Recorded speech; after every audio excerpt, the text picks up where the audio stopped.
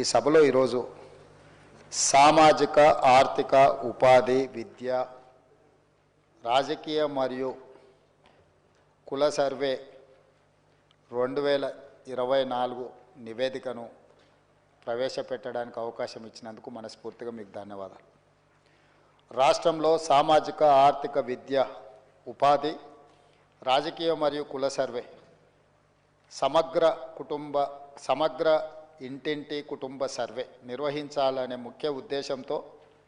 మంత్రిమండలి ఫిబ్రవరి 4, 2024న తీసుకున్న నిర్ణయం ప్రకారం తెలంగాణ శాసనసభ ఫిబ్రవరి 16, 2024న క్రింది విధంగా తీర్మానించింది. వెనుకబడిన తరగతుల, షెడ్యూల్డ్ కులాల, షెడ్యూల్డ్ తెగల మరియు మిగతా బలహీన వర్గాలకు చెందిన ప్రజల అభ్యున్నతి నిమిత్తం వివిధ సామాజిక ఆర్థిక విద్యాపరమైన ఉపాధి రాజకీయ అవకాశాల ప్రణాళికలను రూపొందించి అమలు పరిచేలా తెలంగాణ మంత్రివర్గము 4, 2024 తేదీన చేసిన సిఫార్సు మేరకు తెలంగాణ రాష్ట్రమంతటా సామాజిక ఆర్థిక విద్యాపరమైన ఉపాధి రాజకీయ కుల సర్వే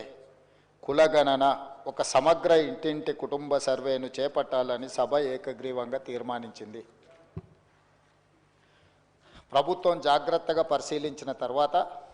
రాష్ట్రంలోని వెనుకబడిన తరగతులు, షెడ్యూల్డ్ కులాలు, షెడ్యూల్డ్ తరగతుల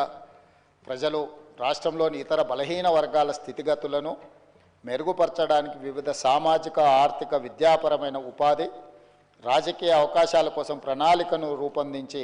అమలుపరచడం కోసం తెలంగాణ రాష్ట్రమంతటా సామాజిక ఆర్థిక విద్యా ఉపాధి రాజకీయ మరియు కుల సర్వే చేపట్టడం కోసం 10/10/2024 తేదీన GOMS నంబర్ 18ని జారీ చేసింది.